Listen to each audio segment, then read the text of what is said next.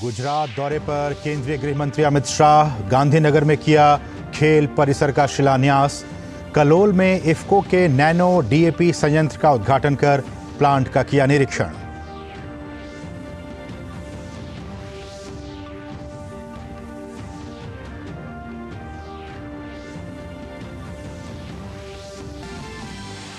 विजयादशमी पर रक्षा मंत्री राजनाथ सिंह ने अरुणाचल प्रदेश के तवांग में किया शस्त्र पूजा। कहा, सीमाओं के सुरक्षित होने के कारण अंतर्राष्ट्रीय जगत में तेजी से बढ़ रही है देश की प्रतिष्ठा। कठिन परिस्थितियों में तैनात जवानों के जज्बे को किया सलाम।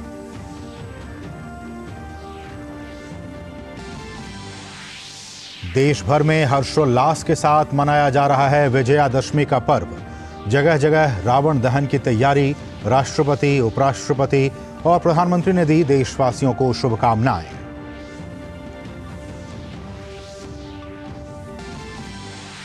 इजरायल हमास संघर्ष के बीच फ्रांसीसी राष्ट्रपति पहुंचे इजरायल। प्रधानमंत्री बेनियामिन नेतन्याहू से की मुलाकात। इजरायल फलस्तीन संघर्ष पर यूएन जनरल असेंबली ने 26 अक्टूबर को बुलाया विशेष सत्र।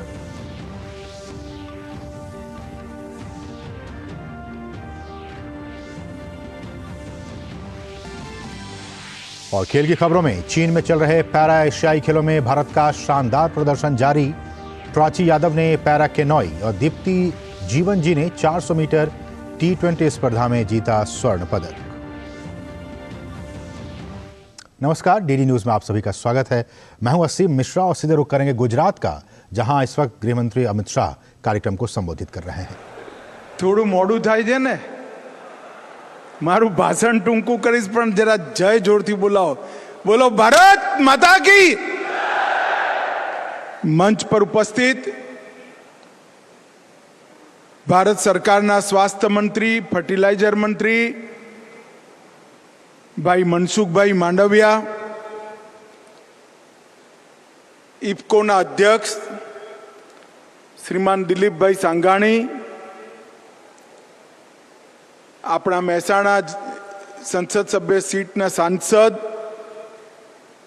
श्रीमती शारदाबेन पटेल, कलोलना धारासभ्य श्री लक्ष्मणजी पूजाजी ठाकोर, धारासभ्य श्री रमनलाल वोरा, इफ्कोना एमडी डॉक्टर उदयशंकर अवस्थी અને આજના કાર્યક્રમમાં આટલી મોટી સંખ્યામાં આવેલા ભાઈઓ બહેનો, સહકારી આગેવાનો અને ખેડૂત મિત્રો, સૌને નમસ્કાર। મિત્રો, આજ દશેરાનો દિવસ છે। દશેરાનો દિવસ આપણી સંસ્કૃતિમાં असत्यनी सामे सत्यना विजयना दिवस तरीके वर्षोथी आपणे सौ उजवता आया छे। आजना दिवसे ज प्रभु श्री रामे रावणनो वध कर्यो तो आजे ज माए जारे महिषासुरनो वध कर्यो पछी जनताए विजय उत्सव पण आजे ज उजव्यो तो। वर्षोथी असत्यनी सामे सत्यना विजयनु प्रतीक आज दशेरा छे।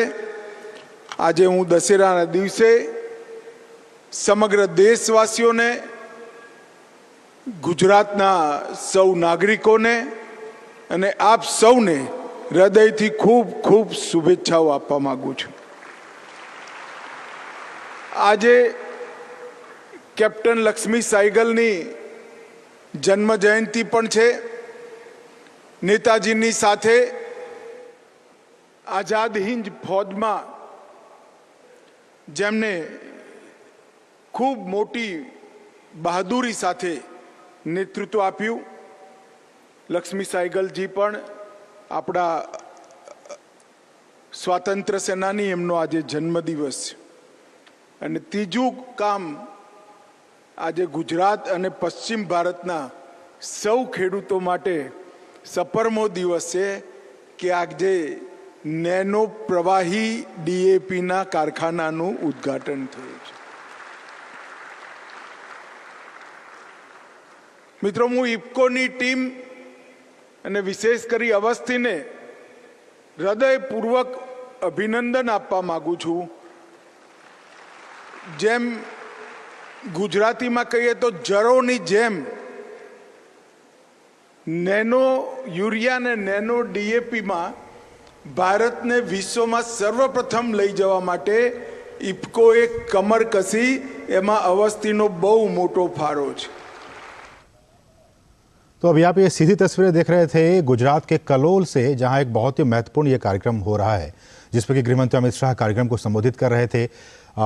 जो इफ्को है वो इससे पहले लिक्विड फॉर्म में यूरिया को लाने का काम किया था और अब इफ्को के इस प्लांट ने नैनो डीएपी लाने का काम किया है और हर रोज़ कहा रहा कि 500 ml के बॉटल में 2 लाख बॉटल्स इस प्लांट के जरिए भेजे जाएंगे, इसका निर्माण किया जाएगा. तो बहुत ही महत्वपूर्ण, किसानों के लिए खासकर आज का दिन बहुत ही महत्वपूर्ण. और इसी खबर पर हम रहें तो गृहमंत्री अमित शाह आज गांधीनगर के कलोल में भारत के पहले तरल nano DAP ammonia phosphate DAP संयंत्र का उद्घाटन किया और इसी कार्यक्रम में अभी वो संबोधित भी कर रहे थे.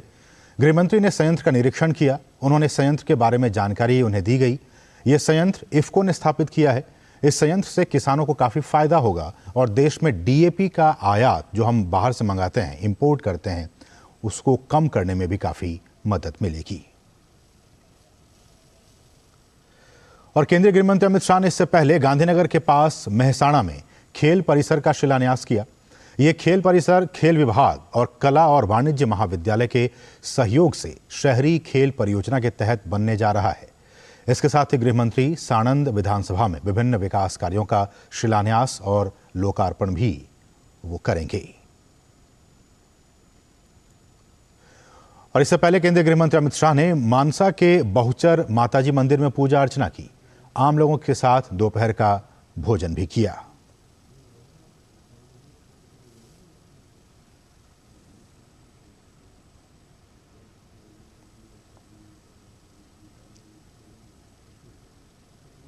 वाणिज्य और उद्योग मंत्री पीयूष गोयल सऊदी अरब के रियाद में आज से शुरू हो रहे भविष्य निवेश पहल सम्मेलन में हिस्सा लेने के लिए वहां पहुंचे हुए हैं. अपने दौरे के दौरान पीयूष गोयल ने विश्व बैंक के अध्यक्ष अजय बांगा से मुलाकात की.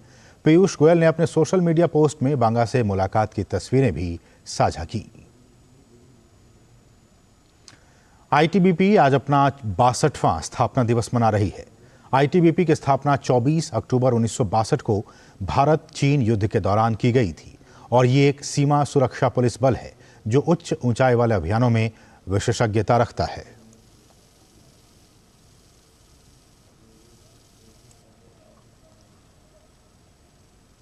और प्रधानमंत्री नरेंद्र मोदी ने आईटीबीपी के स्थापना दिवस पर आईटीबीपी कर्मियों को शुभकामनाएं दी हैं.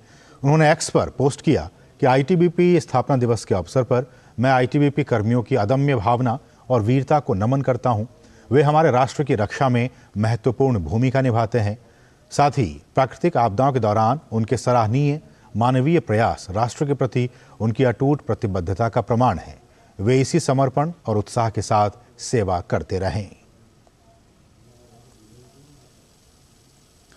वहीं केंद्रीय गृहमंत्री अमित शाह ने भी आईटीबीपी कर्मियों को उनके स्थापना दिवस पर शुभकामनाएं दी हैं.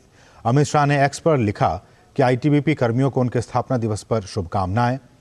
पिछले कुछ वर्षों में आईटीबीपी मानवीय शक्ति के तौर पर काफी विकसित हुआ है, जो कठोर जलवायु परिस्थितियों और दुर्गम इलाकों में देश की सीमाओं और महत्वपूर्ण हितों की रक्षा करता है. उनका बलिदान आने वाली पीढ़ियों के लिए देशभक्ति के आदर्श के रूप में काम करता है. हमारे देश के हिम वीरों को सलाम. रुकें एक छोटे से ब्रेक के लिए. आप देखते रहिए डीडी न्यूज.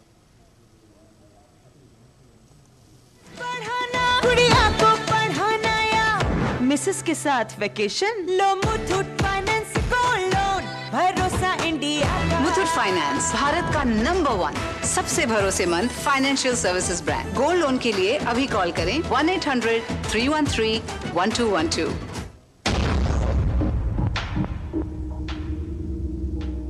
हरदम तैयार है, बिल्कुल तैयार है, हरदम तैयार है,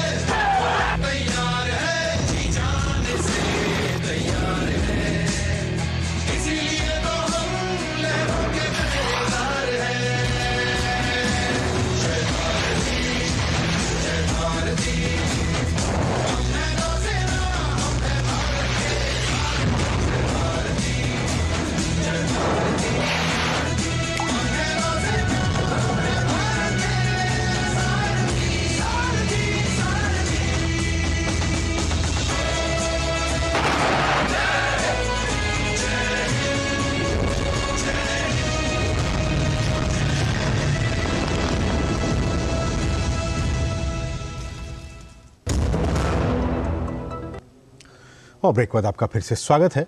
अंतर्राष्ट्रीय परमाणु ऊर्जा एजेंसी यानी IAEA के महानिदेशक राफेल मारियानो ग्रॉसी भारत के दौरे पर हैं। राफेल मारियानो ग्रॉसी ने एक जिम्मेदार परमाणु शक्ति के तौर पर भारत के बेमिसाल रिकॉर्ड की सराहना की है। उन्होंने विशेष रूप से स्वदेशी परमाणु ऊर्जा संयंत्रों के विकास और तैनाती को रेखांकित किया है। India is a country that has a very important nuclear electricity generation program as part of its 2070 vision of a decarbonized economy. This is a first and very clear area where we cooperate in a number of sectors. That is, India is also partnering with us in some of these issues that we are referring to when it comes to cancer, when it comes to food security, water management, plant breeding and mutation, animal production and health. In all of these areas, we have a growing partnership. I had an opportunity to discuss these things with the Prime Minister Modi, today, and some of these aspects were the ones we were focusing on in our conversation. आज संयुक्त राष्ट्र दिवस मनाया जा रहा है। 24 अक्टूबर 1945 को संयुक्त राष्ट्र घोषणा पत्र लागू किया गया था। इसी की याद में यह दिन मनाया जाता है। विदेश मंत्री डॉक्टर एस जयशंकर ने अपने संदेश में कहा है कि 78वें संयुक्त राष्ट्र दिवस पर हम UN और उसके चार्टर के प्रति भारत की प्रतिबद्धता दोहराते हैं। हम ऐसे सुधारित बहुपक्षवाद के महत्व पर जोर देते हैं जो निष्पक्षता, समावेशिता और बहुध्रुवीयता को बढ़ावा दे। एक अधिक उद्देश्यपूर्ण संयुक्त राष्ट्र ग्लोबल साउथ की अपेक्षाओं और आकांक्षाओं को पूरा करेगा। रक्षा मंत्री राजनाथ सिंह अरुणाचल प्रदेश के दौरे पर हैं। रक्षा मंत्री ने आज विजयादशमी के मौके पर तवांग में शस्त्र पूजा की।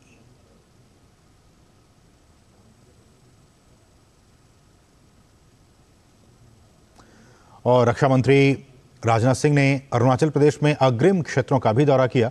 इस दौरान सैन्य अधिकारियों ने रक्षा मंत्री को सीमा पार स्थिति की जानकारी भी दी। रक्षा मंत्री ने तवांग युद्ध स्मारक पर देश की सेवा के लिए न्यौछावर होने वाले जवानों को भावभीनी श्रद्धांजलि दी। और रक्षा मंत्री ने कहा कि भारत की अंतर्राष्ट्रीय जगत में प्रतिष्ठा तेजी से बढ़ रही है, साथ ही भारत की सैन्य शक्ति भी काफी बढ़ी है। भावना आपके अंदर होती है, वही यह जज्बा पैदा करती है। चाहे भले ही हमारी जान चली जाए, लेकिन हमारे देश की सीमा सुरक्षित रहनी चाहिए। और इसी स्वाभिमान की भावना के कारण ही भारत आजाद हुआ, और उसी स्वाभिमान की भावना के कारण ही भारत की सीमाएं सुरक्षित रहेंगी। और आपने सीमाओं को सुरक्षित बना रखा है। इसी कारण भारत की अंतर्राष्ट्रीय जगत में प्रतिष्ठा बड़ी तेजी के साथ बढ़ रही है। हमारे प्रधानमंत्री मोदी जी के नेतृत्व में भारत का कद यदि अंतर्राष्ट्रीय जगत में बढ़ा है, तो जो देश में आर्थिक विकास हुआ है उसका महत्व तो है ही, लेकिन आपने यदि देश की सीमाओं को सुरक्षित न रखा होता, आपका योगदान न होता, तो मैं विश्वास के साथ कह सकता हूं कि भारत का स्टेचर जो आज बना है सारी दुनिया वालों की नजर में, यह स्टेचर, यह कद न बन पाया। देश भर में आज विजयादशमी का पर्व हर्षोल्लास के साथ मनाया जा रहा है। ये पर्व रावण पर भगवान राम की विजय के उत्सव के तौर पर मनाया जाता है, जिसका अर्थ है बुराई पर सच्चाई की जीत। राष्ट्रपति द्रौपदी मुर्मू और उपराष्ट्रपति जगदीप धनखड़ ने दशहरा पर लोगों को बधाई और शुभकामनाएं दी हैं। राष्ट्रपति द्रौपदी मुर्मू ने विजयादशमी की शुभकामनाएं दी हैं। राष्ट्रपति ने एक्स पर लिखा कि दशहरा के पावन त्योहार पर सभी देशवासियों को मेरी हार्दिक शुभकामनाएं। दशहरा, जिसे विजयादशमी के रूप में भी मनाया जाता है, हमें सत्य और धर्म के मार्ग पर चलने की प्रेरणा देता है। इस पावन पर्व पर मेरी मंगल कामना है कि हम सब पूरी मानवता के कल्याण की भावना के साथ सत्य और न्याय के पथ पर आगे बढ़ते रहें। वहीं प्रधानमंत्री नरेंद्र मोदी ने भी विजयादशमी की शुभकामनाएं दी हैं। एक्स पर उन्होंने कहा है कि देश भर के मेरे परिवारजनों को विजयादशमी की हार्दिक शुभकामनाएं। ये पावन पर्व नकारात्मक शक्तियों के अंत के साथ ही जीवन में अच्छाई को अपनाने का संदेश लेकर आता है। राष्ट्रीय स्वयंसेवक संघ ने आज नागपुर में विजयादशमी उत्सव का आयोजन किया। कार्यक्रम में सरसंघ चालक डॉक्टर मोहन भागवत समेत सैकड़ों पदाधिकारी और स्वयंसेवक मौजूद थे। इस कार्यक्रम में प्रसिद्ध संगीतकार और गायक शंकर महादेवन मुख्य अतिथि के तौर पर शामिल हुए। इसके साथ ही महाराष्ट्र के उप मुख्यमंत्री देवेंद्र फडणवीस और केंद्रीय मंत्री नितिन गडकरी भी मौजूद थे। आरएसएस प्रमुख मोहन भागवत ने गायक शंकर महादेवन का स्वागत किया। इस मौके पर स्वयंसेवकों ने पथ संचलन भी किया। विजयादशमी के दिन ही आरएसएस अपना स्थापना दिवस भी मनाता है और आरएसएस प्रमुख मोहन भागवत ने विजयादशमी उत्सव के मौके पर शस्त्र पूजा की। सरसंघ चालक मोहन भागवत ने डॉक्टर हेडगेवार को पुष्पांजलि अर्पित की। इस मौके पर आरएसएस प्रमुख ने कार्यक्रम को संबोधित करते हुए कहा कि वैश्विक पटल पर देश की बढ़ती ताकत को उन्होंने सराहा। मोहन भागवत ने कहा कि हमारा देश हर क्षेत्र में आगे बढ़ रहा है। उन्होंने कहा कि हमारे वैज्ञानिकों के शास्त्र ज्ञान और तंत्र कुशलता के साथ नेतृत्व की इच्छा शक्ति जुड़ गई है। चांद के दक्षिणी ध्रुव पर अंतरिक्ष युग के इतिहास में पहली बार भारत का विक्रम लैंडर उतरा। हमारा देश सब क्षेत्रों में आगे बढ़ रहा है, ये हम देख रहे हैं। आर्थिक स्थिति भी हमारी, हम 5वें नंबर पर 10वें से ऊपर उठकर आ गए इकोनॉमी। डिजिटल टेक्नोलॉजी का हमने उपयोग किया गरीबों के कल्याण में, सारी योजनाएं नीचे तक पहुंची, उसके लाभ, ये सारी बातें हमने की। स्टार्टअप्स की क्रांति जैसे हो गई सभी क्षेत्रों में, केवल टेक्नोलॉजी में नहीं, कृषि हो, स्पेस हो, डिफेंस हो, सर्वत्र यह प्रगति भी हमने देखी है। आरएसएस प्रमुख डॉक्टर मोहन भागवत ने अपने संबोधन में कहा कि श्री राम अपने देश के आचरण की मर्यादा के प्रतीक हैं, कर्तव्य पालन के प्रतीक हैं, स्नेह और करुणा के प्रतीक हैं।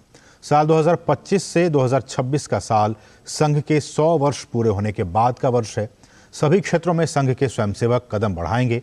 सरसंघ चालक ने कहा कि भारत के विशिष्ट विचार और दृष्टि के कारण संपूर्ण विश्व के चिंतन में वसुधैव कुटुंबकम की दिशा जोड़ दी गई और ये इसका अर्थ केंद्रित विचार का मानव केंद्रित हो गया है। प्रतिवर्ष भारतीयों का गौरव दुनिया में बढ़ रहा है। दानवता पर मानवता की पूर्ण विजय का ये जो विजय पर्व अपना विजयादशमी है, इस वर्ष की विजयादशमी में भी हम ये अनुभव कर रहे हैं। जैसे G20 की परिषद यहाँ पर हुई, वो तो प्रतिवर्ष होती है, लेकिन यहाँ पर हुई, उसके एक विशेषता रही। उस परिषद में हमारे भारतीयों के आतिथ्य की बड़ी प्रशंसा हुई, उसका पहली बार उन्होंने अनुभव किया। हमारे विविधता की सजी संस्कृति का गौरव उन्होंने अनुभव किया। और कार्यक्रम में गेस्ट के तौर पर मौजूद प्रसिद्ध संगीतकार और गायक शंकर महादेवन ने कहा कि आरएसएस हर समय देश सेवा के लिए तत्पर रहता है। कोई भी आप धुन लेंगे तो उसके पीछे साइलेंटली खड़े हैं उसके सरगम, जो एक गीत को जान देती है और वो गीत को गीत बनाता है। जब मैं स्वयं सेवक को देखता हूँ, वो देश में कोई भी घटना हो, कोई भी प्रॉब्लम हो, कोई भी ओकेजन हो, जब ज़रूरत है वो भी पीछे खड़े होके साइलेंटली अपने देश के लिए काम करते हैं। अगर हम कहेंगे कि हमारा देश एक गीत है, तो हमारे जो स्वयं सेवक हैं वो उसके पीछे के सरगम हैं, जो गीत को जान देते हैं। और शंकर महादेवन ने मां सरस्वती का एक श्लोक भी गाया। या कुंदेन्दु तुषारहार धवला, या शुभ्र वस्त्रावृता, या वीणावर दंड मंडित करा, या श्वेत पद्मासना, या ब्रह्माच्युत शंकर प्रभृति देवे सदा वंदिता, सामान पातु सरस्वती भगवती निःशेष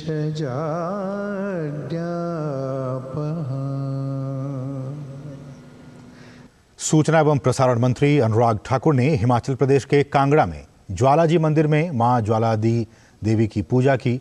अनुराग ठाकुर ने देशवासियों को विजयादशमी की शुभकामनाएं भी दी।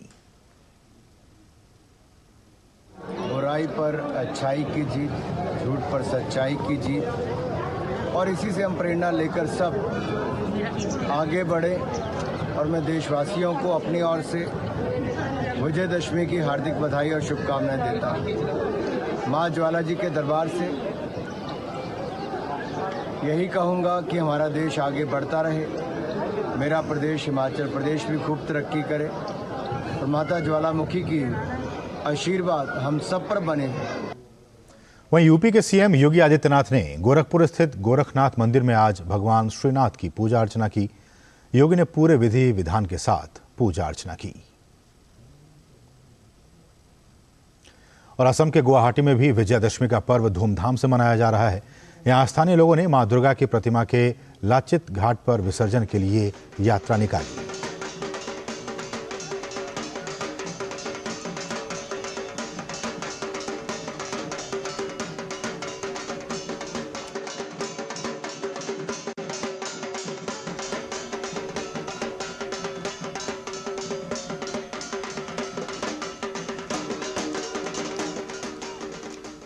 और वहीं छत्तीसगढ़ के बस्तर का दशहरा पूरी दुनिया में मशहूर है। यहाँ के दशहरा की खासियत है कि यहाँ रावण का दहन नहीं होता है, बल्कि मां दंतेश्वरी देवी को यह दशहरा समर्पित होता है। इस मौके पर बस्तर के आदिवासी वहाँ की संस्कृति को देखने के लिए विदेशी भी पहुँचते हैं। जगदलपुर से देखिए हमारे सहयोगी नीरज सिंह की ये खास रिपोर्ट। बस्तर का दशहरा पूरी दुनिया में फेमस है। आपको बताते हैं, कुल्लू के दशहरे की बात करें, मैसूर के दशहरे की बात करें, और इसके अलावा जो बस्तर का दशहरा है ये अपने आप में खास है। दंतेश्वरी जो माता है उसको समर्पित ये दशहरा है। और यहाँ पर इसकी खासियत ये है कि ये कई दिनों तक ये दशहरा चलता है।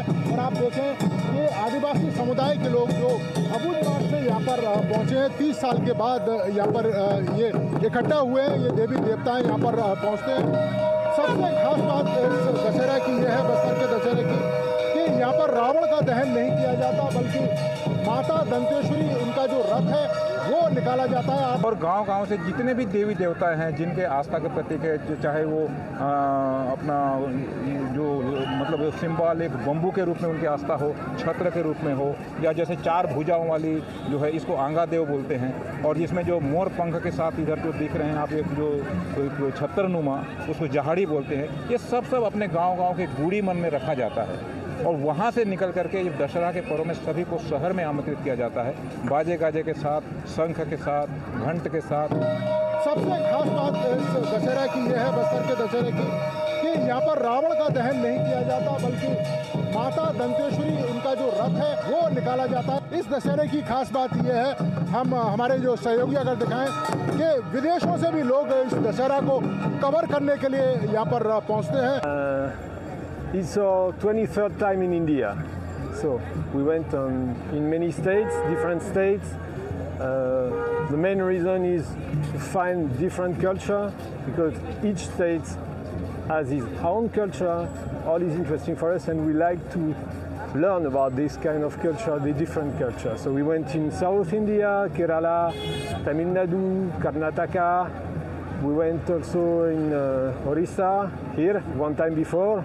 Himachal Pradesh, Madhya Pradesh, Gujarat, Punjab, Rajasthan, Uttar Pradesh, Sikkim, Nagaland, Meghalaya, Arunachal Pradesh, Manipur, Tripura, and main reason each time to ask for different festival. किस तरह का कल्चर बस्तर दशहरा में देखने को मिलता है, और यही इस दशहरा की खूबी है, जिसे देखने के लिए देश दुनिया के जो लोग हैं वो जगदलपुर पहुंचते हैं। अपने सहयोगी सुनील पांडे के साथ नीरज सिंह, डीडी न्यूज़, जगदलपुर। काम बहुत ही कम मंच पर आने का मौका मिलता है, लेकिन जब इन्हें मौका मिलता है तो ये कलाकार उस किरदार में जान डाल देते हैं। ऐसे ही कुछ कलाकारों से खास बातचीत की हमारे सहयोगी गिरीश निशाना ने। रामलीला में लगभग सभी किरदार निभा चुके मनीष गुप्ता इस बार दशरथ की भूमिका निभा रहे हैं। सर, कैसा लगता है दशरथ की भूमिका में? इस समय दशरथ की भूमिका करके ऐसा प्रतीत होता है कि जैसे एक कोई आधार होता है और उसमें राम जी का जो पात्र है वो संदेश सबको देना चाहता हूँ कि जिस प्रकार राम जी ने सिर्फ एक जरा सी बात पे अपने पिता का आदर करते हुए वनवास को स्वीकार किया और कभी भी किसी बात को नहीं नकारा, वही सभी हमारे यंगस्टर को अपने जीवन में ढालना चाहिए, जिससे कि हम प्रभु श्री राम के आचरण पे, उनके पद चिन्हों पे चलें और हमेशा अपने माता पिता, गुरुओं का, बड़े जनों का, सबका आदर सम्मान करें। अर्जुन कुमार रामलीला में निषाद का रोल निभाते हैं और इन्हें केवल रामलीला में 2 बार आने का मौका मिलता है। बात करते हैं, कैसा लगता है केवल 2 ही बार रामलीला में? सर, वो 2 बार 2 दिन ऐसे होते हैं जैसे पूरे 1 साल का सुकून मिल जाता है कि एक निषाद को प्रभु श्री राम जी अपना मित्र बनाते हैं और अपने गले से लगाते हैं, जिससे कि प्रभु श्री राम जी संदेश देते हैं कि संसार में कोई छोटा कोई बड़ा नहीं होता है। ये संदेश सभी को मिलना चाहिए। और ये जब मैं भूमिका निभाई थी और प्रभु श्री राम जी की जो भूमिका निभा रहे हैं उन्होंने मुझे गले से लगाया, तो मुझे सच में ऐसा लगा कि प्रभु श्री राम जी ने मुझे गले में लगा लिया। निजी जीवन में कितनी पूजा करते हैं भगवान श्री राम की आप? मैं घर में प्रॉपरली घर में एक रखा हुआ है, भगवान जी का राम दरबार रखा है। रोज़ सुबह शाम दोनों टाइम पूजा करता हूँ, सुबह मॉर्निंग में जाने से पहले और शाम को इवनिंग से ऑफिस से आने के बाद। रामलीला में किरदार निभा के कैसा लगता है, क्योंकि निजी जीवन में आप एक कंप्यूटर ऑपरेटर हैं? Yes sir. सर, हम लोग आप जानते हैं आजकल जागरण कीर्तन कम हो गए हैं, तो ये एक हमें 10 दिन प्रभु श्री राम जी के साथ में और भी जो किरदार होते हैं उनकी सेवा करने का मौका मिलता है। ऐसा कोई सौभाग्यशाली होता होगा जो 10 दिन श्री राम जी की सेवा करने के लिए यहाँ पे आता है। तो कहीं ना कहीं भगवान श्री राम की सेवा करने का मौका मिलता है इन 10 दिनों के अंदर। ये तमाम जो भी किरदार निभाने वाले लोग हैं काफ़ी उत्साहित नज़र आते हैं इस रामलीला के दौरान। कैमरामैन रविंद्र कुमार के साथ गिरीश निशाना, DD न्यूज, दिल्ली। और विजयादशमी का जो त्यौहार है वो श्रीलंका के कोलंबो में भी धार्मिक श्रद्धा और उल्लास के साथ मनाया जा रहा है। कोलंबो में भारतीय सांस्कृतिक संघ ने स्वामी विवेकानंद सांस्कृतिक केंद्र के साथ मिलकर उत्सव का आयोजन किया। नवरात्र और दुर्गा पूजा के समापन के इस मौके पर बड़ी संख्या में श्रद्धालुओं ने पूजा और आरती में हिस्सा लिया। इसके बाद सिंदूर खेला का भी आयोजन किया गया। रुकेंगे एक और छोटे से ब्रेक के लिए, आप देखते रहिए DD news. Think IIT, think Vidya Mandir, think IIT, think Vidya Mandir, think IIT, think Vidya मंदिर।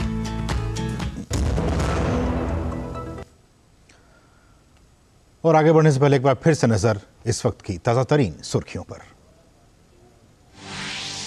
गुजरात दौरे पर केंद्रीय गृह मंत्री अमित शाह, गांधीनगर में किया खेल परिसर का शिलान्यास। कलोल में इफ्को के नैनो DAP संयंत्र का उद्घाटन कर प्लांट का किया निरीक्षण।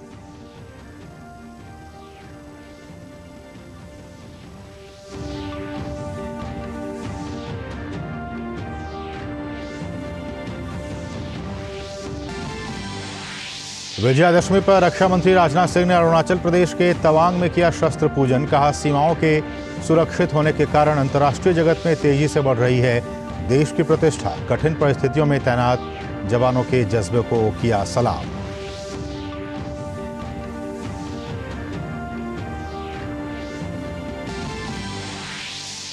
देश भर में हर्षोल्लास के साथ मनाया जा रहा है विजयादशमी का पर्व। जगह जगह रावण दहन की तैयारी। राष्ट्रपति, उपराष्ट्रपति और प्रधानमंत्री ने देशवासियों को दी शुभकामनाएं।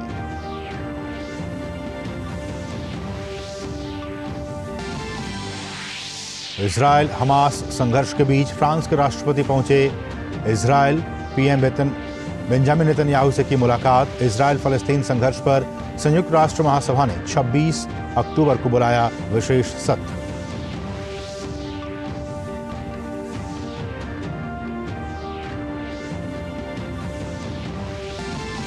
और खेल की खबरों में चीन में चल रहे पैरा एशियाई खेलों में भारत का शानदार प्रदर्शन जारी। प्राची यादव ने पैरा केनॉय और दीप्ति जीवन जी ने 400 मीटर T20 स्पर्धा में जीता गोल्ड मेडल।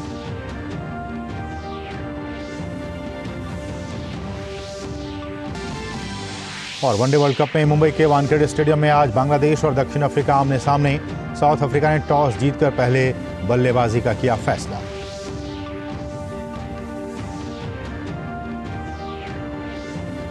बढ़ेंगे दूसरी अहम खबरों की तरफ। दिल्ली में इन दिनों वैसे तो हर जगह अलग अलग रामलीला देखने को मिल जाती है, लेकिन अशोक विहार में आयोजित होने वाली आदर्श रामलीला का मंचन देखने लायक होता है।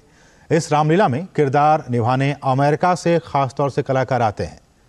देखते हैं ओपी यादव की यह खास रिपोर्ट।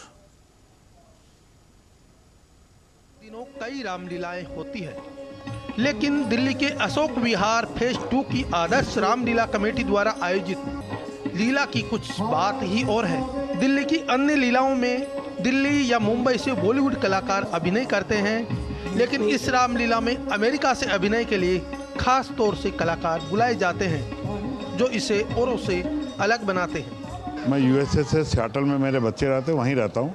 पहले मैं दिल्ली में ही रहता था और अब 6 साल से लगातार ये हो रहा है कि रामलीला के दिनों में 2 महीने छुट्टी लेके मैं आ जाता हूँ यहाँ। मुझे रावण का किरदार करने में एक अलग मज़ा आता है, क्योंकि रावण की लोगों ने बुराइयाँ बहुत देखी, लेकिन उसमें अच्छाइयाँ भी थी।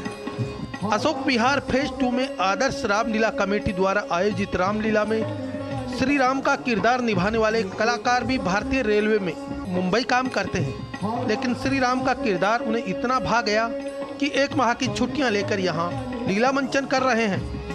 मैं प्रभु श्री राम का कैरेक्टर 7 साल से कर रहा हूँ। ये मेरा 7वां वर्ष है।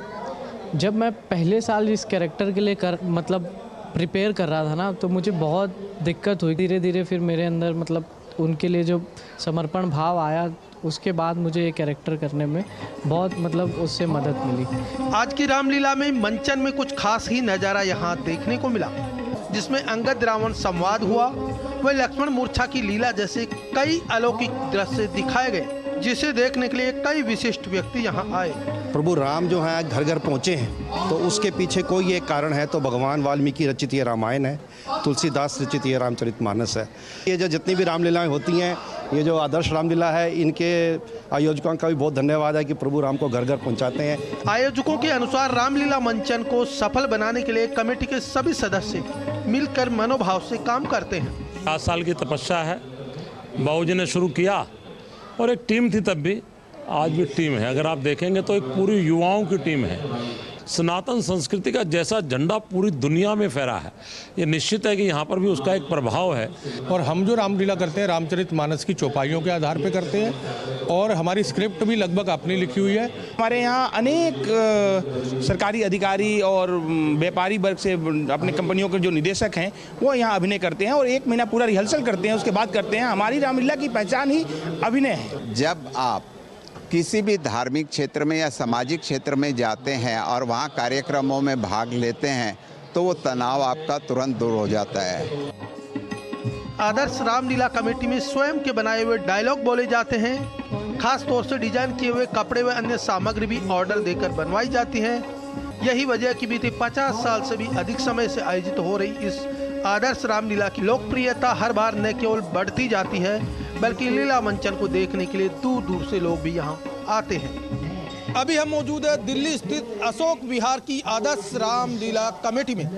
बीते 50 साल से भी अधिक के समय से इस रामलीला का न केवल सफल मंचन हो रहा है, बल्कि रामायण की सांस्कृतिक समृद्धता से युक्त सदियों पुरानी विरासत को संयोजित रखने के साथ साथ समाज और राष्ट्र के सामने लाने का अनुकरणीय कार्य भी हो रहा है। मेरे सहयोगी कैमरामैन अनिकेत दुबे के साथ में OP Yadav, DD news, Delhi. और कर्नाटक के मैसूर में धूमधाम से दशहरे का त्योहार मनाया जा रहा है। हर साल की तरह इस साल भी दशहरा पर मैसूर पैलेस को जगमगाती लड़ियों से सजाया गया है। मैसूर का दशहरा उत्सव दूर दूर तक मशहूर है। मैसूर दशहरा से विजयनगर का इतिहास जुड़ा हुआ है। 15वीं सदी से ही विजयनगर के राजाओं ने दशहरा उत्सव मनाना शुरू कर दिया था। मैसूर दशहरा के उत्सव को मैसूर पैलेस में मनाए जाने की परंपरा कृष्णराज वाडियार तृतीय के शासनकाल में शुरू हुई थी।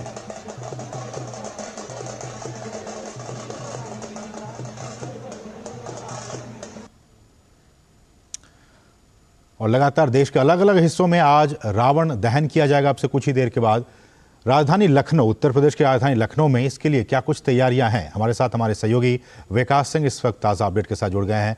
विकास, आपको विजयादशमी की बहुत बहुत शुभकामनाएं। और जैसा कि हमने कहा कि विजयादशमी को लेकर, रावण दहन को लेकर आज पूरे देश में एक माहौल है। आप राजधानी लखनऊ में मौजूद हैं, कैसा है माहौल, क्या कुछ तैयारियां हैं? जी बिल्कुल, यहाँ पर तैयारियां पूरी हैं विजयदशमी पर्व को मनाने के लिए। यहाँ पर अब देर शाम सूर्यास्त के बाद रावण दहन किया जाएगा और अभी दिन में तमाम सारी शोभा यात्राएं निकाली गई हैं। विजयदशमी का दिन खास होता है। आज दशहरे के दिन मेले का आयोजन किया जाता है। लखनऊ के विभिन्न इलाकों समेत प्रदेश के हर हिस्से में, हर गाँव में आज मेले का आयोजन होता है। लोग मेला देखने जाते हैं, वहाँ पर रामलीला दिखाई जाती है, उसके बाद रावण दहन किया जाता है। और ये रावण दहन अत्यंत ही महत्वपूर्ण होता है हमें स्वयं के लिए और हमारी आने वाली पीढ़ी के लिए, जिसको हम परिवार के साथ मेले में जाते हैं और वहाँ रावण दहन देखते हैं। क्योंकि रावण एक बुराई का प्रतीक है, कितना ताकतवर था, कितना विद्वान था, लेकिन वो गलत कृत्य करता था। अगर गलत कृत्य करता था तो वो आज सदियों से जलाया जा रहा है। ये हमारे लोगों के, बच्चों के लिए, आने वाले लोगों के लिए, सबके लिए सीख है कि आज बुराई पर अच्छाई की विजय का दिन है।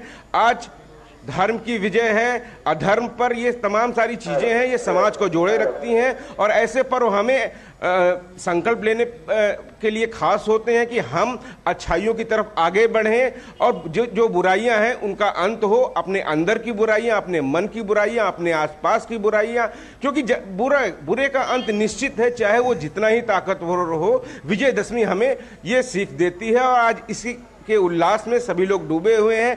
खास तौर से लोग अपने परिवार को लेकर मेले में आए हुए हैं और देर शाम होते होते लगभग लखनऊ के हर इलाके में भीड़ काफ़ी ज़्यादा बढ़ जाती है, क्योंकि रावण दहन का कार्यक्रम सूर्यास्त जी तुरंत ही होता है, उसी वक्त होता है। तो तब रामलीला का मंचन किया जाता है और तमाम सारे लोग रावण को धू धू करते हुए जलते देखते हैं और मानते हैं कि आज बुराई का अंत फिर से हुआ है। जिसने माँ सीता का हरण किया था, जिसने तमाम बुराइयां की थी, उसको प्रभु श्री राम, धर्म रूपी श्री राम ने उसका अंत किया और अंत में जीत सत्य और धर्म की हुई। बिल्कुल। और साथ ही साथ विकास, हम जानते हैं कि कई सालों से हमने बचपन से इन चीज़ों को देखा है, किस तरह से रावण दहन होता है। बच्चों में बहुत ज़्यादा उत्साह होता है। हालांकि जब वो रामलीलाओं के मंचन को देखते हैं तो उनसे बहुत कुछ सीखते भी हैं। और उसके बाद आज जब ये रावण दहन होता है तो बच्चों में, खासकर जब आप लखनऊ में मौजूद हैं, युवाओं में, बच्चों में, महिलाओं में किस तरह का जोश और उत्साह का माहौल है?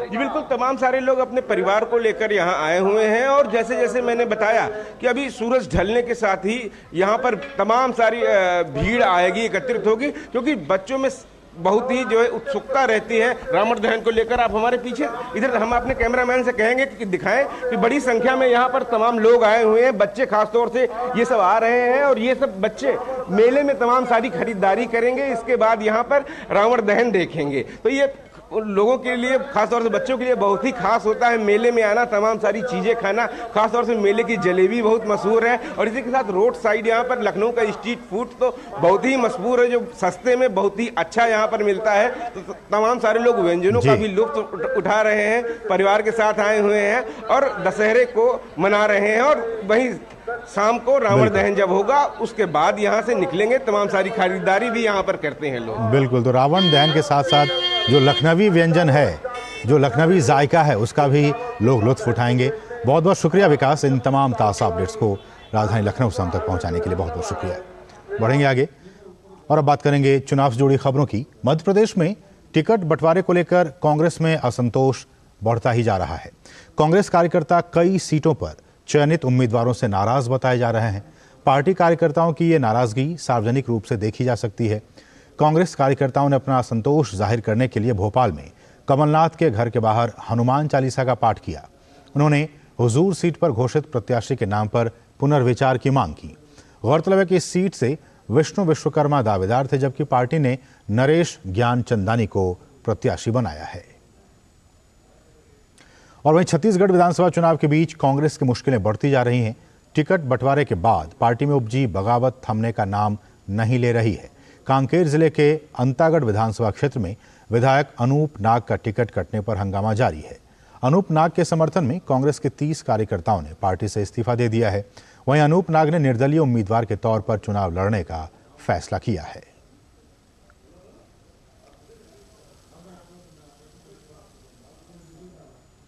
प्रवर्तन निदेशालय ने चुनावी राज्य छत्तीसगढ़ में एक और घोटाले का आरोप लगाया है। ईडी ने दावा किया है कि प्रदेश मार्कफेड के एक पूर्व प्रबंध निदेशक और एक स्थानीय चावल मिल मालिक एसोसिएशन के एक पदाधिकारी ने ऊंचे पदों पर बैठे लोगों के फायदे के लिए 175 करोड़ रुपए की रिश्वत जुटाई। ईडी की जांच में यह भी पता चला कि विशेष भत्ता 40 रुपए से बढ़ाकर 120 रुपए प्रति क्विंटल करने के बाद 500 करोड़ रुपए के भुगतान जारी किए गए, जिससे 175 करोड़ रुपए की रिश्वत मिली, जिसे रोशन चंद्राकर ने एमडी मार्कफेड की सक्रिय सहायता से एकत्र किया था। जांच एजेंसी ने कहा कि उसने छापे के दौरान अभियोजन योग्य सामग्री, डिजिटल उपकरण और बिना लेखा जोखा की 1.06 करोड़ रुपए की नकदी जब्त किए हैं। और बीजेपी ने छत्तीसगढ़ की भूपेश बघेल सरकार पर करारा निशाना साधा है। ईडी ने राज्य में चावल घोटाले को लेकर कार्रवाई की है। इस बीच बीजेपी ने चुनाव आयोग से अपील की है कि चावल घोटाले का 175 करोड़ रुपए चुनाव में इस्तेमाल ना हो, ये जरूरी है। बीजेपी प्रवक्ता अजय आलोक ने छत्तीसगढ़ में कांग्रेस सरकार पर निशाना साधा है। ईडी ने छत्तीसगढ़ में लगातार 14 छापे किए। छापे के बाद अरेस्टिंग की और अरेस्टिंग में पता चला कि 175 करोड़ रुपए का चावल में सब्सिडी घोटाला हुआ। ये वो पैसा था जो किसानों को जाना था और किसानों को ना देके 175 करोड़ रुपए की पेमेंट शीर्षस्थ अधिकारियों को की गई है। और इस मामले में चावल बोर्ड, अन्य चावल राइस कंपनियां, उन सबको अभियुक्त बनाया गया है। ये 175 करोड़ रुपए कहां जा रहे हैं? मुख्यमंत्री का कार्यालय इसमें सीधे इन्वॉल्व है। इन्हीं पैसों से धर्मांतरण का खेल हो रहा है, इन्हीं पैसों को चुनाव में इस्तेमाल किया जाएगा। हम आपके माध्यम से चुनाव आयोग से अपील करते हैं कि इस पैसे की ट्रांजैक्शन पर कड़ी नजर रखी जाए, क्योंकि ये पैसे मध्य प्रदेश में भी ट्रांसफर किए जाने की आशंका है। बंगाल की खाड़ी के उत्तर पश्चिम में बना चक्रवाती तूफान हमून अत्यंत भीषण चक्रवाती तूफान में बदल गया है। इसके उत्तर उत्तर पूर्व दिशा की ओर बढ़ने और खेपूपारा और चटगांव के बीच बांग्लादेश के तटीय क्षेत्र को कल पार करने की संभावना है। इस बीच अरब सागर में चक्रवात तेज यमन के तटीय क्षेत्र को पार कर गया है। इसके कमजोर पड़ने की आशा है।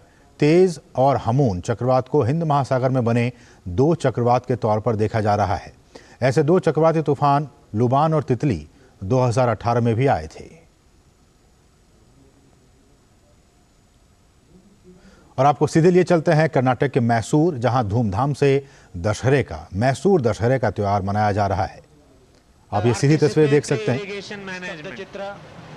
वर्षा जल का सदुपयोग, ओडुव ನೀರನ್ನ ಅಂತರ್ಜಲಕ್ಕೆ ಬೋಜ್ ಏನಿದೆ ಓಡುವ ನೀರನ್ನ ನಡೆಯಿಸಿ ನಡೆಯುವ ನೀರನ್ನ ನಿಲ್ಲಿಸಿ ನಿಂತ ನೀರನ್ನ ಇಂಗಿಸಿ ಅಂತರ್ಜಲದ अंतर्जल के बोझ को हम किस तरह से कम कर सकते हैं, ಮುಂದಿನ ಭವ್ಯ वर्षा जल का किस तरह हम ಅಂತಕ್ಕಂತ सदुपयोग करेंगे। ಸಂದೇಶವನ್ನ ಈ ಒಂದು जल निर्माण पद्धति में ಮುನ್ನಡೀತಾ ಇದೆ। कावेरी जल निगम मैसूर की सहभागिता कितनी हो सकती है, वाक्श्रवण संस्थे इस झांकी में प्रस्तुत किया गया है। आयुष ಅಂತ ಹೇಳಿ ನಾವು ಅದನ್ನ ಕರಿತೀವಿ। ಆಯುಷ್ ಅಂತ ಹೇಳಿ ಕರಿತೀವಿ। Now we can see the tableau of All India Speech and Hearing Institute of ಸಚಿವಾಲಯದಡಿಯಲ್ಲಿ 1965ರಲ್ಲಿ ಸ್ಥಾಪನೆಗೊಂಡಿದೆ। ಸಂವಹನ ನ್ಯೂನತೆ ಕ್ಷೇತ್ರಗಳಲ್ಲಿ ಮಾನವ ಸಂಪನ್ಮೂಲ ಅಭಿವೃದ್ಧಿ ಆಗಬೇಕು, ವೃತ್ತಿಪರ ತರಬೇತಿಗಳನ್ನು ನೀಡಬೇಕು, ಮಕ್ಕಳು ಹಾಗೂ ವಯಸ್ಕರಲ್ಲಿ ಕಂಡುಬರುವಂತಹ ಸಂವಹನ ನ್ಯೂನತೆಯ ಚಿಕಿತ್ಸೆಯನ್ನು ಒದಗಿಸಿಕೊಡಬೇಕು। ಹಾಗಾಗಿ को थोड़ी जानकारी दे दें इसके बैकग्राउंड के बारे में कि ये जो मैसूर जिसे हम कह रहे हैं इस शहर को, इसका नाम भी महिषासुर, जो राक्षस महिषासुर, उनके नाम महिषुरु और महिषुरु बाद में मैसूरू बन गया। तो आप समझ सकते हैं कि बहुत ही इसके पीछे की कहानी, इसका इतिहास। और मैसूरू कर्नाटक का बहुत ही खास पर्यटन स्थल है और मैसूरू को आप देख सकते हैं कितनी बड़ी तादाद में वहाँ पे लोग मौजूद हैं। और ये जो मैसूरू है वो 15वीं सदी से ही विजयनगर साम्राज्य के राजाओं ने इस दशहरा उत्सव को मनाने की शुरुआत की थी। मैसूर दशहरा के उत्सव को मैसूर पैलेस में मनाए जाने की परंपरा कृष्णराज वाडियार तृतीय के शासनकाल में इसकी शुरुआत हुई थी। कल्चरल कैपिटल के तौर पर भी इसे जाना जाता है। मैसूर को कला और संस्कृति का यह अद्भुत संगम यहाँ इस कार्यक्रम के जरिए हमें देखने को मिलता है। और जब कभी आप जाएं कर्नाटक, उसकी राजधानी बेंगलुरु से महज 150 किलोमीटर की दूरी पर स्थित है मैसूर। और जैसा कि हमने कहा कि ये अपने बहुत ही प्राचीन, इसका एक गौरवशाली इतिहास रहा है। और अगर आपको मैसूर शहर को देखना हो, उसे जानना हो, उसके इतिहास को समझना हो, तो आप ये जो मैसूर दशहरा होता है, आप इस दौरान जा सकते हैं और इस दौरान आपको इस शहर के बारे में जानने और समझने का काफ़ी ज़्यादा मौका मिलता है। एक अलग तरह की यहाँ चहल पहल होती है।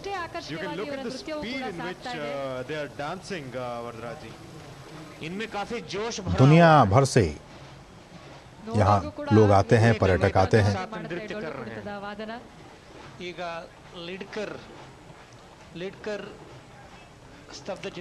तो ये आप सीधी तस्वीर देख रहे थे। बहुत विश्व प्रसिद्ध ये मैसूर दशहरा, और इसको देखने के लिए न सिर्फ देश के बल्कि विदेशों से भी लोग आते हैं और कल्चरल कैपिटल के तौर पर वैसे भी मैसूर शहर को जाना जाता है। बढ़ेंगे आगे, बात करेंगे प्रदूषण की। दिल्ली एनसीआर में प्रदूषण का स्तर लगातार बढ़ता जा रहा है। दिल्ली में वायु गुणवत्ता बहुत खराब श्रेणी में बनी हुई है। शहर में बढ़ते प्रदूषण ने सांस के रोगियों की तकलीफ को बढ़ा दिया है। अस्पतालों में अस्थमा, सीओपीडी के मरीजों की संख्या बढ़ने लगी है। ऐसे में डॉक्टरों ने बच्चों और बुजुर्गों को एहतियात बरतने की सलाह दी है। दिल्ली एनसीआर में वायु प्रदूषण बढ़ने पर ग्रैप स्टेज 2 लागू कर दिया गया है। इस बीच मौसम विभाग ने कहा है कि दिल्ली एनसीआर में हवा की गुणवत्ता अगले कुछ दिनों तक अत्यंत खराब बनी रहेगी। भारत में ही नहीं बल्कि दुनिया भर में हिंदी भाषा को सम्मान और प्रेम मिल रहा है। इसी क्रम में लिथुआनिया देश की राजदूत ने भी हिंदी के साथ साथ संस्कृत सीखी है। सांस्कृतिक और भाषाई संबंधों को मजबूत करने के एक ठोस प्रयास में एक लिथुआनियाई संस्कृत विद्वान विटिस वेतुनस और भारत में लिथुआनिया की राजदूत डायना मेकेवेसीन ने लिथुआनियाई भाषा और संस्कृत के बीच भाषाई संबंधों के विषय में जानकारी मुहैया करवाने के लिए एक मिशन की शुरुआत की है। उन्होंने बताया कि इसको लेकर एक शब्दकोश भी प्रकाशित हो चुका है जो कि 108 शब्दों का है। Lithuanian language is officially recognized to be the closest living sister language of Sanskrit. So it is a bridge between the two peoples, and it is a very important also bridge and motive for so many of our people to reach out to research this connection and to enjoy it. Lithuanian Embassy organized a series of lectures by the Sanskrit scholar from Lithuania, Mr. Vytis Vidunas, who is also my own Sanskrit teacher from my university times, to speak about this linguistic connection, to present the most interesting examples of similarities, which are in fact striking, not just in vocabulary, which we share a lot, but also in grammatical structure. और यहाँ एक छोटे से break के लिए आप देखते रहिए डीडी न्यूज़। हो बिजनेस बढ़ाना, गुड़िया को पढ़ाना या मिसेस के साथ वेकेशन, लो मुथूट फाइनेंस गोल्ड लोन, भरोसा इंडिया का, भरोसा इंडिया का। मुथूट फाइनेंस, भारत का नंबर 1 सबसे भरोसेमंद financial services brand. Gold loan के लिए अभी कॉल करें 1-800-313-1212। ब्रेक के बाद आपका फिर से स्वागत है। पीएम मोदी ने मन की बात कार्यक्रम में जम्मू कश्मीर के गांदरबल जिले की लार तहसील के सुदूर वलीवार गांव की सरपंच जैतूना बेगम का जिक्र किया था, जिन्होंने कोरोना के समय मुफ्त फेस मास्क और सैनिटाइजर वितरित करके ग्रामीणों के बीच जागरूकता अभियान चलाया था। जैतूना बेगम ने मन की बात कार्यक्रम की जमकर सराहना की। उन्होंने कहा कि इससे हमें काफ़ी मदद मिलती है। मन की बात में प्रधानमंत्री जी जो बात करते हैं तो हर एक गली कोचे में ये आवाज़ गूंजती है और पहुंचती है, और सभी लोग इस बात को बहुत अच्छी से तरह सुनते हैं। और हम जितने भी सरपंच हैं, पाँच छः हमारी पंचायत बाड़ी है, हम तो ज़रूरी सुनते हैं। तो बहुत ही अच्छा प्रोग्राम है। हम इस प्रोग्राम की वजह से हर एक स्कीम का हम फ़ायदा उठाते हैं। तो मैं यही चाहती हूँ कि ये मन की बात का जो प्रोग्राम है ये हर वक्त ये प्रोग्राम होना चाहिए, हर वक्त ऐसे प्रोग्राम होना चाहिए, और ये मन की बात बरसों चले, ताकि जो लोग भी खबरदार नहीं वो खबरदार हो जाए और हर एक लोग इसका फ़ायदा उठा सके। और प्रधानमंत्री नरेंद्र मोदी के मन की बात कार्यक्रम में वाराणसी के इंद्रपाल सिंह बत्रा के कार्यों का भी की सराहना हुई थी, जिन्होंने घर में गौरैया का आशियाना बनाकर अनूठी मिसाल कायम की है। इंद्रपाल सिंह बत्रा ने कहा कि पीएम मोदी द्वारा उनके कार्यों की प्रशंसा होने से उनमें न सिर्फ नई ऊर्जा की प्राप्ति हुई, बल्कि काशी के लोगों में एक जागरूकता भी आया। प्रधानमंत्री जी के मन की बात हमको किसी ने बताई कि आपके बारे में प्रधानमंत्री जी बोलने वाले हैं, और उसके बाद तो जो ऊर्जा हमारे अंदर आई, और जो ऊर्जा मेरे अंदर आई तो आई, मेरे कॉलोनी वालों की, मेरे काशी वासियों के अंदर ऊर्जा आई। उन्होंने मुझे फ़ोन करना शुरू किया कि बत्रा जी मेरे घर में भी लगाइए, मेरे घर में भी लगाइए, मेरे घर में भी लगाइए। और मैंने बहुतों के घर में लगाया। आज कई जगह बनारस में गौरैया का जो है वो आवास है और वो प्रवास कर रही हैं वहाँ पर। एक पंजाबी फैमिली है वहाँ जापान में, उनका फ़ोन आया, वो मेरे संग आधे घंटे बात करती रही, वो कि जो है आपने बहुत अच्छा काम किया, हम लोगों ने जापान में मन की बात आपका सुना। भारतीय स्वतंत्रता संग्राम में जिन महिलाओं की अहम भूमिका रही थी, उनमें डॉक्टर लक्ष्मी सहगल का नाम भी प्रमुख रहा है। देश अपने स्वतंत्रता सेनानी की 109वीं जयंती आज मना रहा है। आइए जानते हैं उनके बारे में। पद्म विभूषण डॉक्टर लक्ष्मी सहगल का जन्म 1914 में एक परंपरावादी तमिल परिवार में हुआ। उन्होंने मद्रास मेडिकल कॉलेज से एमबीबीएस की डिग्री प्राप्त की। उसके बाद वे 1940 में सिंगापुर चली गईं। उन्होंने प्रवासी भारतीयों के लिए एक चिकित्सा शिविर लगाया, जहां वे गरीब भारतीयों का इलाज करने लगी। साल 1943 में सुभाष चंद्र बोस से लक्ष्मी सहगल की मुलाकात हुई। इस दौरान आजाद हिंद फौज में वे शामिल हो गए। उनके नेतृत्व में रानी लक्ष्मीबाई रेजिमेंट का गठन किया गया। 500 से ज्यादा महिलाएं रेजिमेंट के साथ आ जुड़ी। डॉक्टर लक्ष्मी सहगल की नेतृत्व क्षमता और कुशल संगठनकर्ता की वजह से वे कैप्टन नाम से प्रसिद्ध होने लगी।